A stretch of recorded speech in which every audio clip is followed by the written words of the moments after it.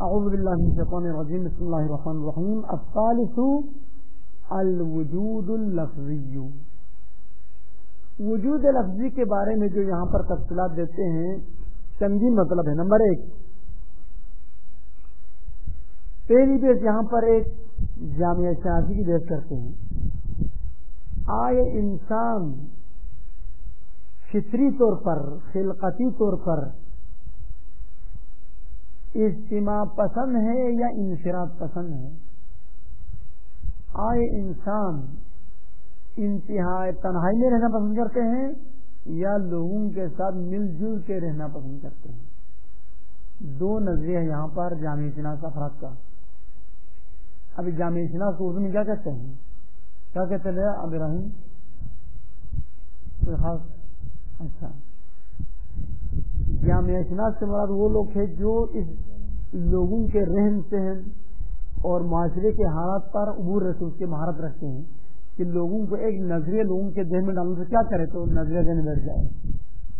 خصوصاً یہ سیاسی افراد وہ جامعہ شناس ہوتے ہیں معمولاً، یعنی وہ سیاست مدار سیاستدان کامیاب ہے جو جامعہ شناس بھی ہو، ورنہ باقی لوگ اتنے کامیاب نہیں ہوتے.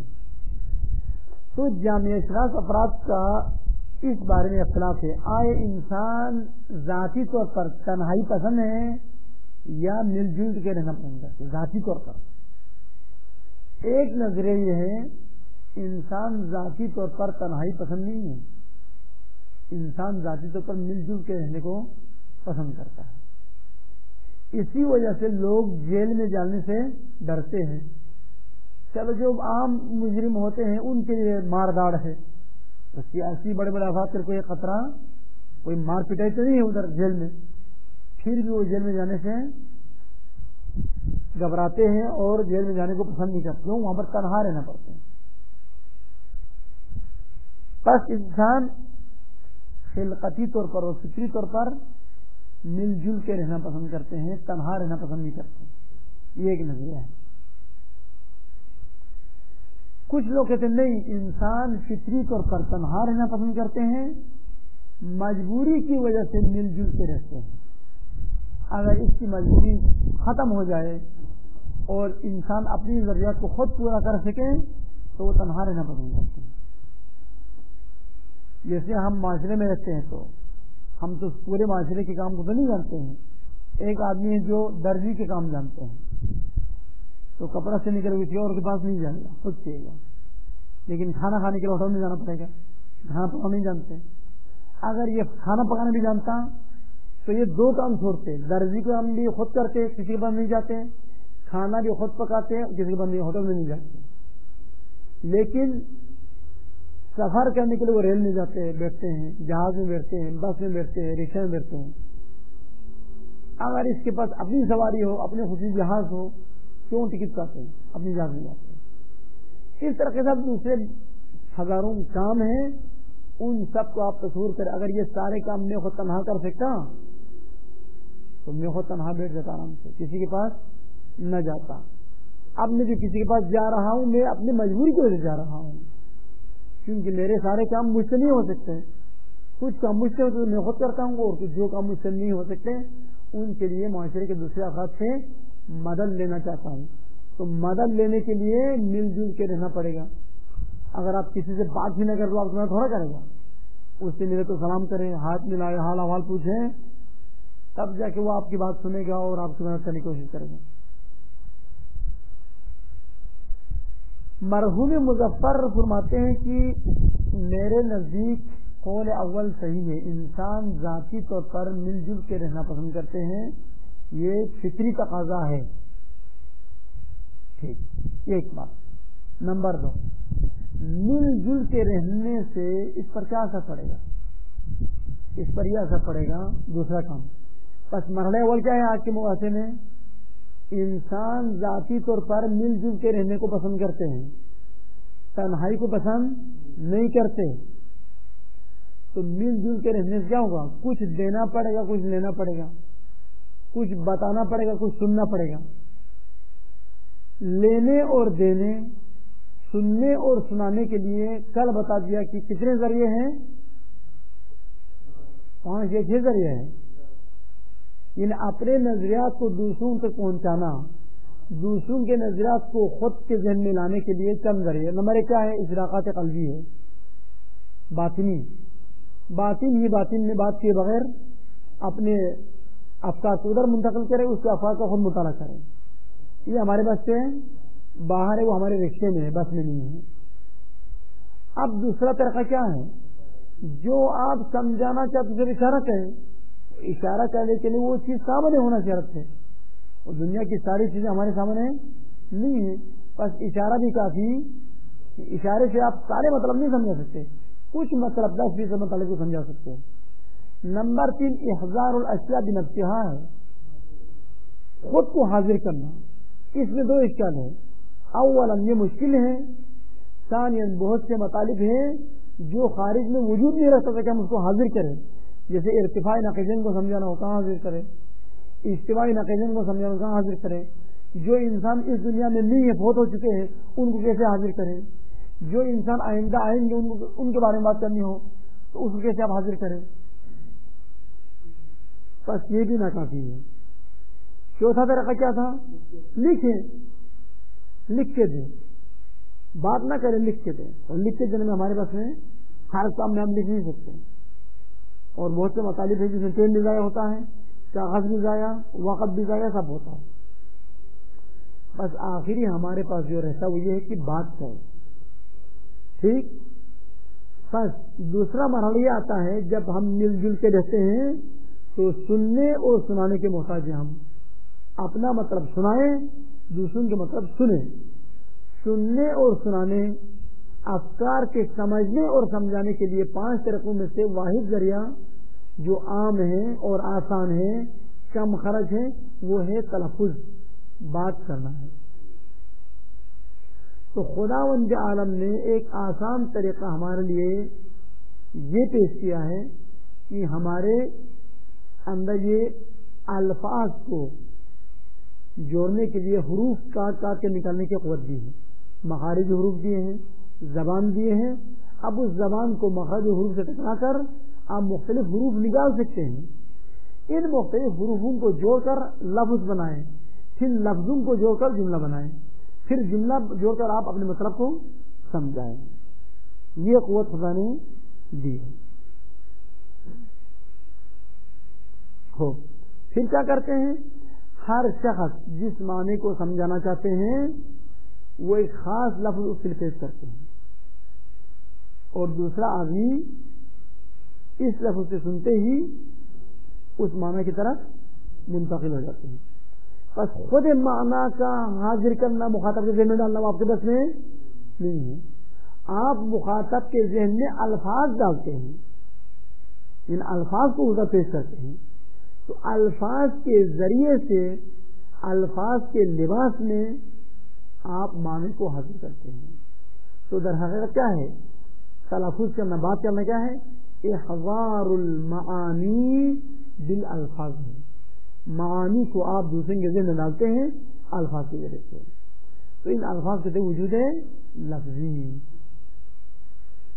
پھر اگر وہی الفاظ لکھنے میں، خط میں پیش آئے کہ سامنے ہو تو بات کریں، دور دراز تو بات تو نہیں کر سکتے، وہاں پر الفاظ کام نہیں دے گا، وہاں پر خط کام دے گا. اب وہی الفاظ جو سامنے ہوتے تو آپ الفاظ کے ذمہ پیش کرتے، ابھی آپ کاغذ میں نقش کر کے پیش کرتے ہیں، تو اس نقش کو کہتے وجود شکلی. بس وجود لفظی کا فائدہ کیا ہے؟ وجود لفظی کے ذریعے سے بھی آپ معنی کو مخاطب کے ذہن میں حاضر کرتے ہیں الفاظ کے ذریعے سے، کیونکہ آسان طریقہ ہے. وجود کثیر میں بھی آپ معنی کو مخاطب کے ذہن میں، قاری کے ذہن میں ڈالتے ہیں، لیکن خط کے ذریعے سے. در حقیقت خط کے ذریعے سے الفاظ کو حاصل کرتے ہیں، پھر الفاظ کے ذریعے سے معنی کو حاصل کرتے ہیں. وہی بات ہے، میرا واسطہ. خوب اور کوئی خاص بات نہیں، یہی تو مطلب ہے. الثالث قسم دوم الوجود اللفظی جو ہے، بیان الثالث، اس مثالث کا بیان یا وجود لفظی کا بیان. ان الانسان لما كان اجتماعيا بالطبع، بے شک انسان چونکہ طبعی طور پر مل جل کے رہنے والا ہے، فطرتی اور خلقتی طور پر مل جل کے رہنے کو پسند کرتا ہے. تو جب مل جل کے رہے گا تو یہ مجبور ہے کہ کچھ مطلب سمجھائے، کچھ مطلب سمجھے دوسروں سے. وَمُضْطَرًّا لِلتَّعَامُلِ وَالتَّفَاهُمِ مَعَ بَاقِي أَفْرَادِ نَوْعِ الْإِنسَانِ. اور یہ انسان جب مل جل کے رہے گا تو ناچار ہے اور مجبور ہے کہ لوگوں سے معاملہ کریں، آمد رفت کریں اور لوگوں سے گفتگو کریں. بم دھماکہ ہوا ہے. مضطرًا للتعامل والتفاهم مع باقی افراد نوعه. اپنے نوع کے جو باقی افراد ہیں ان کے ساتھ گفتگو کرے. تفاہم خود سمجھائے، دوسروں سے سمجھے، ایک دوسرے کو سمجھانا اور سمجھنا. تعامل ایک دوسرے کے ساتھ رفتار کرنا، معاملہ کرنا، برتاؤ کرنا. بس یہ انسان مجبور ہے کہ دوسروں کے ساتھ برتاؤ کرے، رفتار کرے اور دوسروں کے ساتھ گفتگو کرے، سمجھے اور سمجھائے. سمجھنے اور سمجھانے کے طریقے 5 ہیں، ان میں سے آسان طریقہ لفظ ہے. فَإِنَّ الْإِنسَانَ مُحْتَاجٌ إِلَى نَقْلِ أَفْكَارِهِ إِلَى الْغَيْرِ. بے شک یہ انسان جو اجتماع میں رہتا ہے، غار میں نہیں رہتا، گھروں میں رہتا ہے، شہروں میں رہتا ہے، یہ محتاج ہے اپنے نظریات کو غیر تک منتقل کریں. وَفَهْمِ أَفْكَارِ الْغَيْرِ. اور دوسروں کے نظریات کو سمجھ لیں. اپنے نظریات سمجھانے کے محتاج ہیں، دوسروں کے نظریات سمجھنے کے محتاج ہیں. سمجھانے اور سمجھنے کے کتنے طریقے ہیں؟ 5 طریقے ہیں. ان میں سے جو قدیمی ترین طریقے وہ کیا ہے؟ وہ خود اشیاء کو سامنے پیش کرنا. دال خریدنی ہو تو ایک پوری دال رکھ لو جیب میں، دکاندار کو دکھاؤ. پین خریدنی ہو تو ایک پین جیب میں رکھ لو، یہ دکھاؤ، حاضر کرو. وَالطَّرِيقَةُ الْأَوَّلِيَّةُ لِلتَّفْهِيمِ. سمجھانے کا قدیم طریقہ کیا ہے؟ سمجھانے کے جو قدیم طریقہ ہے، پہلا طریقہ ہے وہ یہ کہ أَن يُحْضِرَ الْأَشْيَاءَ الْخَارِجِيَّةَ بِنَفْسِهَا. یہ کہ انسان باہر کی چیزوں کو بذات خود دوسرے کے سامنے پیش کریں، خارجی چیزوں کو بذات خود دوسرے کے سامنے رکھیں. لِيَحِسَّ بِهَا الْغَيْرُ. تاکہ وہ غیر یعنی آپ کا مخاطب دکاندار اس خارجی اشیاء کو حس کریں. بِإِحْدَى الْحَوَاسِ. دیکھنے والی چیزوں کو دیکھ کر، سننے والی چیزوں کو سن کر، چکھنے والی چیزوں کو چکھ کر، سونگنے والی چیزوں کو سونگ کر، سننے والی چیزوں کو. اب یہ حواس سے 5 میں سے کسی ایک کے ذریعے سے حس کرے گا تو کیا ہوگا؟ فَيُدْرِكُ الْأَشْيَاءَ الْخَارِجِيَّةَ. وہ غیر اشیاء خارجی کو سمجھ جائے گا، درک کر لے گا، اس سے علم پیدا کرے گا. تو یہ تو پہلا طریقہ ہے، قدیم ترین طریقہ یہی ہے. تو اس قدیم ترین طریقے کو ابھی زندہ کرتے کیا اشکال ہے آپ کے لیے؟ کہتے ہیں میرے لیے کوئی اشکال نہیں ہے، آپ کے لیے اشکال ہے. آپ اس کام کے کرنے سے عاجز ہوں گے. کیچو کو کیسے سامنے حاضر کریں، کوئی ہمارے کو سامنے حاضر کرے، ایران والوں کے لیے پاکستان کو لے جا کر کہاں سامنے حاضر کریں، عراق والوں کے لیے مکے کو کیسے حاضر کریں، الی آخر. وَلَكِنَّ هَذِهِ الطَّرِيقَةَ مِنَ التَّفْهِيمِ. لیکن سمجھانے کا یہ طریقہ تُكَلِّفُ الْإِنسَانَ كَثِيرًا مِنَ الْعَنَاءِ. انسان کو بہت زیادہ مشقت دلاتا ہے. تُكَلِّفُهُ.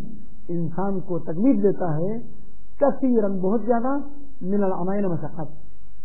یہ بہت زیادہ مشقت کا باعث بنتا ہے اور یہ انسان کو بہت سارے مشقت میں ڈالتا ہے.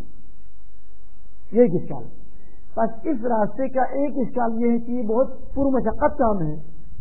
انسان 15-20 چیزوں کو خریدنے کے لحاظ سے لاہور کے تو سارے پوڑیوں میں لے جائے، دردسر ہے اس کے لیے.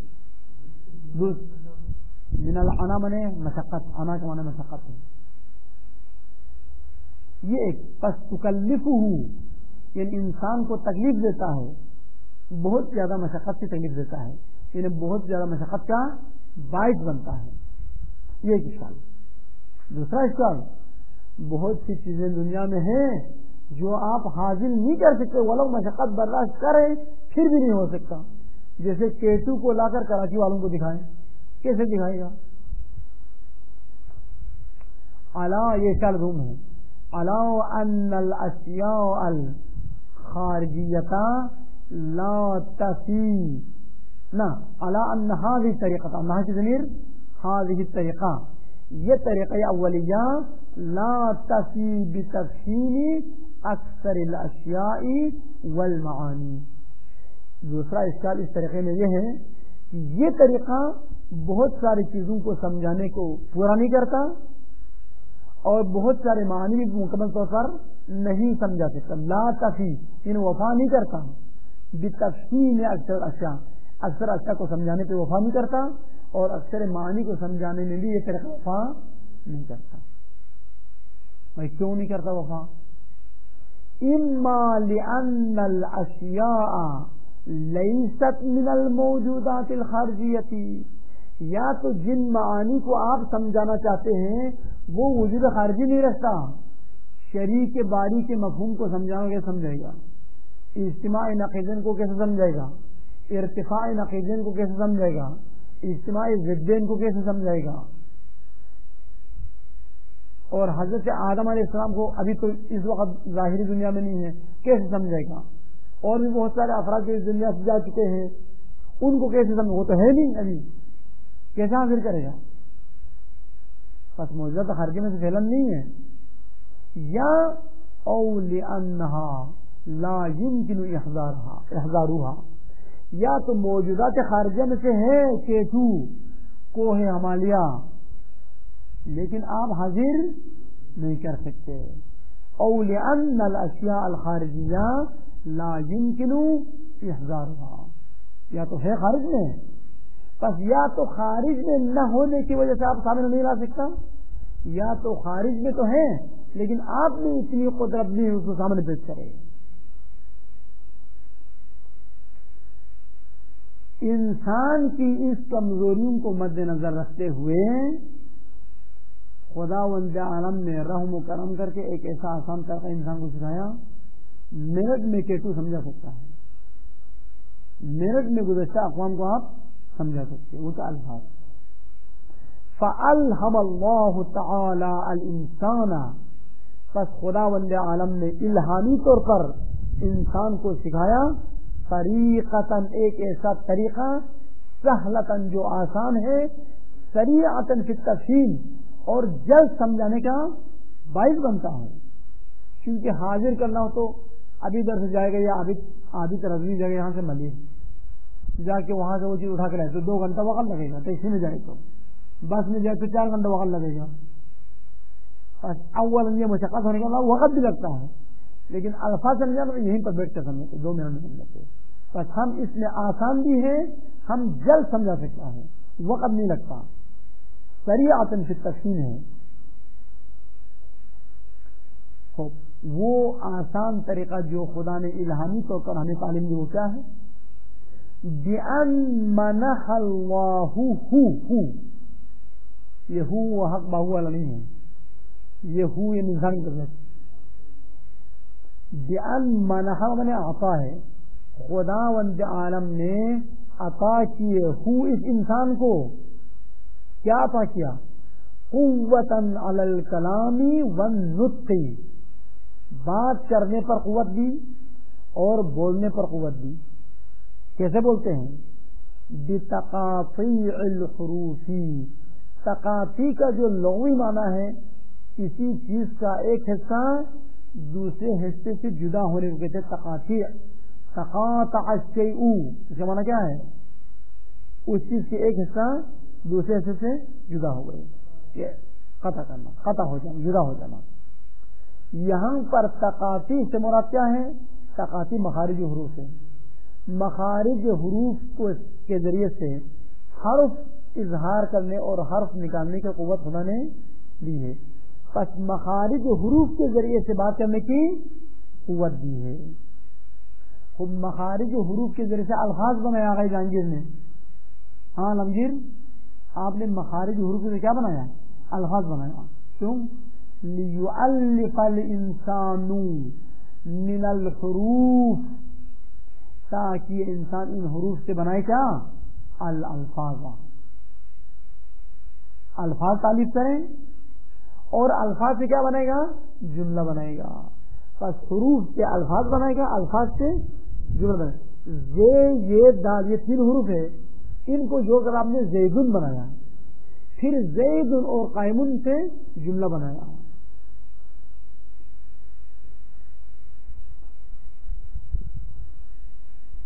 پھر کہتے ہیں پھر یہ الفاظ زیادہ کہاں سے ہو گئے؟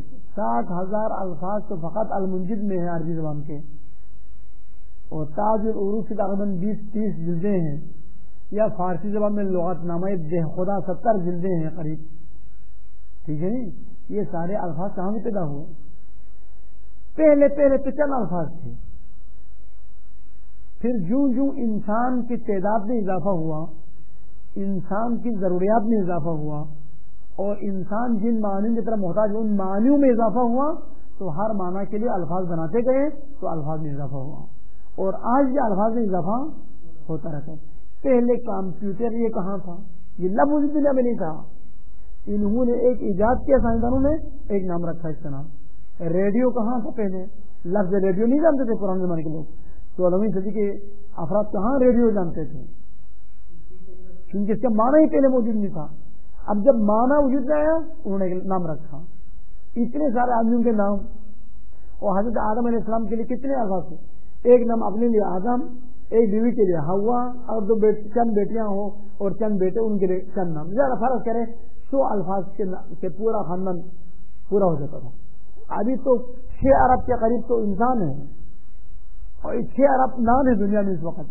اگلے سالوں میں 8-9 ارب ہو جائیں گے تو 8-9 نام ہو جائیں گے.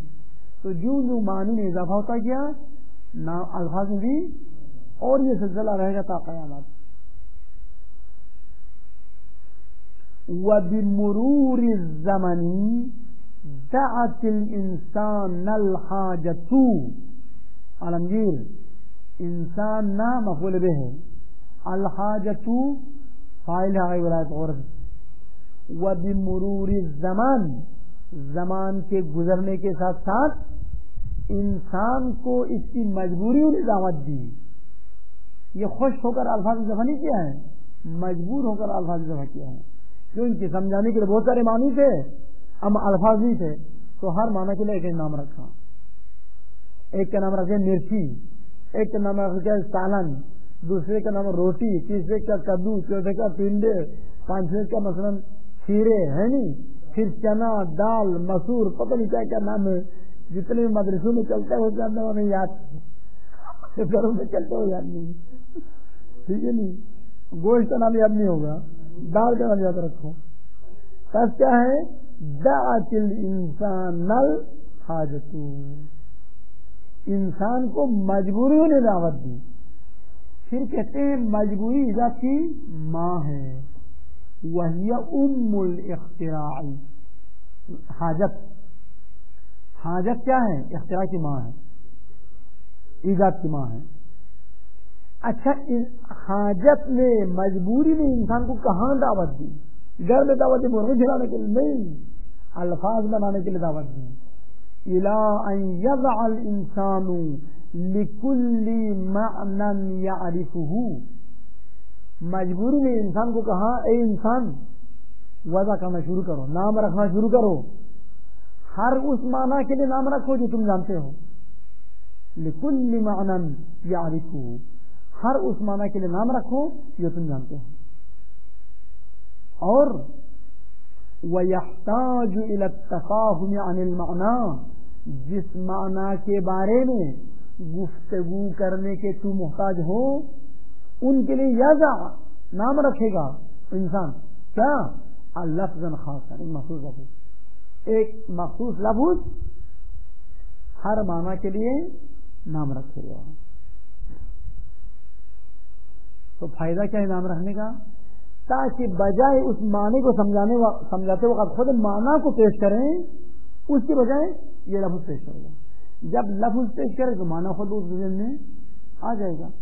لِيُحْضِرَ الْمَعَانِيَ بِالْأَلْفَاظِ، تاکہ انسان حاضر کر سکے معانی کو الفاظ کے ذریعے. کس کے بدلے؟ بدلا من احضار المعانی بنفس المعانی، خود معانی کو سامنے پیش کرنے کے بدلے اس الفاظ پیش کرے. کیونکہ معانی کے پیش کرنا مشکل اور دقت طلب ہے. اب یہ کہ آیا یہ وضع انسان کا کام ہے یا خدا کا کام ہے؟ چیزوں کا نام خدا نے رکھا یا انسان نے؟ اس کے بارے میں 2-3 نظریہ ہے جو اصول فقہ اول اس میں وہاں پر پیش کریں گے، وہاں پر تفصیل سے. کلی طور پر ایک نظریہ ہے کہ ان الفاظ کا ایجاد کرنے والا خود انسان ہے. دوسرا نظریہ کہ الفاظ کا ایجاد کرنے والا خداوند متعال ہے.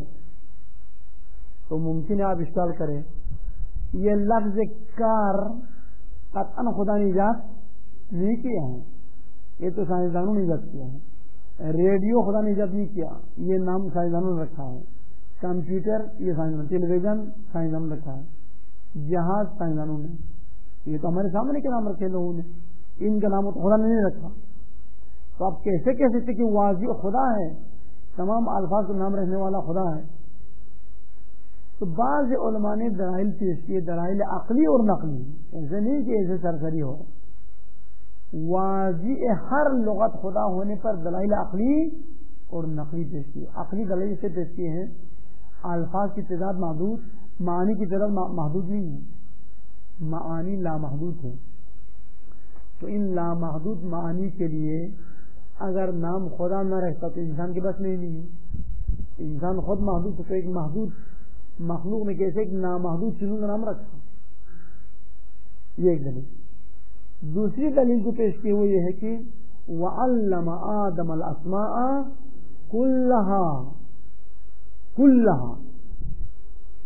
تو اسماء یہاں پر جو آئے شرح میں ہیں وہ تمام لغات میں بات ہے. خداوند نے حضرت آدم کو ساری زبانیں سکھا دی، چائنا، اردو، فارسی، عربی. ممکن ہے قیامت تک اور کچھ زبان ایجاد ہوں گی ابھی، وہ بھی خدا نے آدم کو سکھا دی. شروع سے ساری زبانیں خداوند عالم نے آدم کو سکھا دی، تمام الفاظ تھے. پھر ضرورت کے مطابق ایک الہامی طور پر کچھ نسل چلے گئے آدم کے کہاں؟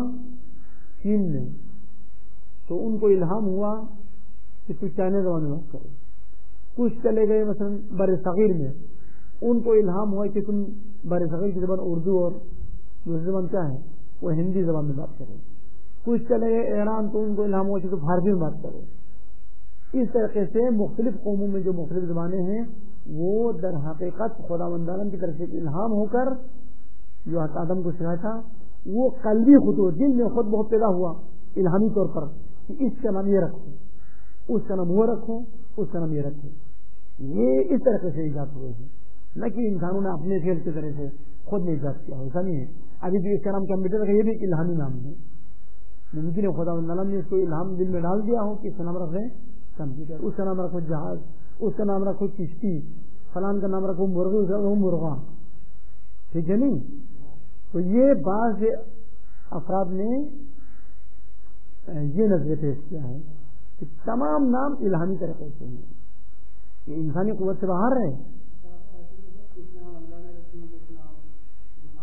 یہ تیسرا نظریہ ہے کہ جو علم آدم الاسماء کلھا میں وہ نام ہے جو ابتدائی کچھ الفاظ تھے، پر شروع خدا نے کی ہے اور اس کا خاتمہ انسان کر رہے ہیں. تو اکمال جو ہے انسان کر رہا ہے، ابتدا جو ہے خدا کی طرف سے. یہ بھی ایک نظریہ ہے. باہر مختلف نظریے سے کہ مظفر کا نظریہ ہے کہ الفاظ کو خود انسان نے ہی ایجاد کیا ہے. دلیل ہے کہ ہمارے سامنے اس کا نام کار رکھا، لوگوں نے رکھا ہے. آدم کا نام ممکن ہے وہ خدا نے رکھا ہو، یا ممکن ہے اس زمانے کے خود فرشتوں نے رکھا ہو. بلاخرہ جس نے آدم کو پکارنا دکھا ایک نام سے پکارنا ہے وہ بھی ممکن ہے وہ تو خدا نے رکھا ہوگا. ٹھیک ہے نہیں؟ مطلب یہ ہے کہ اس وقت جو ہمارے درمیان زبان الفاظ جو ایجاد ہوتے ہیں وہ تو قطعا انسان ہی ایجاد کرتے ہیں، خدا ایجاد نہیں کرتے، وہ تو ہمارے سامنے ہے. ٹھیک ہے نہیں؟ لیکن ابتدائی الفاظ جو اس زمانے میں موجود تھے وہ کس نے رکھا؟ وہ خدا نے رکھا. حتیٰ کہ عربی زبان میں کہتے ہیں اول من تکلم باللغت العربیہ حضرت اسماعیل علیہ السلام تھے. اسماعیل علیہ السلام سے پہلے عربی زبان کا وجود دنیا میں نہیں تھا. کہتے ہیں عربی زبان وہاں سے شروع ہوا ہے. کہ کنز العمال جو کہ اہل سنت کی کتاب ہے وہاں پر کہا ہے کہ الہم اسماعیل ھذا اللسان العربی الہاما. یہ رسول اکرم سے نقل کیا ہے اہل سنت کے علماء نے. علامہ متقی ہندی کنز العمال، دیکھو پرانے علماء کتنے محنت کرتے تھے. کنز العمال عربی میں ہے. کل کتب اہل سنت کا مجموعہ اس میں ہے. جس طرح ہمارے ہاں وسائل اب کل کتب اربعہ کا مجموعہ ہے، اس طریقے سے اہل سنت کے نزدیک کنز العمال اس میں تمام بخاری کی روایتیں ہیں، صحیح مسلم کی پوری روایت اس میں ہے، مستدرک حاکم جتنے بھی روایتیں ہیں نا کہ ہاں ستا اور غیر سے ستا، ان تمام کو کنز العمال میں جمع کیا ہے. ایک مہم ترین منابع فقہ جو کہ ہندوستان کے ایک عالم نے تحریر کی ہے اہل سنت، متقی ہندی اس کا نام تھا، کنز العمال. تو اس نے وہاں پر یہ روایت نقل کی ہے کہ ان اسماعیل کی ھذا اللسان، اللہ کی طرف سے اسماعیل کو الہام ہوا عربی زبان. اس سے پہلے عربی زبان کا ایجاد دنیا میں نہیں تھا، یہ وجود نہیں تھا. ہاں عربی سے پہلے کوئی ہوں گے، کوئی سریانی زبان، عبرانی زبان، کوئی ہوں گے نا. کیونکہ عرب کی سرزمین اسرائیل کی وجہ سے آباد ہو گئی. بہرحال یہ کچھ نظریات ہیں. ٹائم ہے نہیں لائے تم 5 منٹ ہے. وَلِأَجْلِ أَن تَثْبُتَ فِي ذِهْنِكَ أَيُّهَا الطَّالِبُ هَذِهِ الْعِبَارَةُ،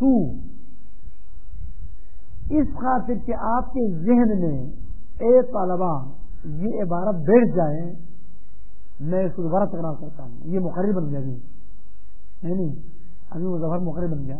اکررها لک، میں آپ کے لیے اس عبارت کو دوبارہ تکرار کرتا ہوں. لیحضر المعانی بالالفاظ بدلا من احضارها بنفسها فتأملها جیدا.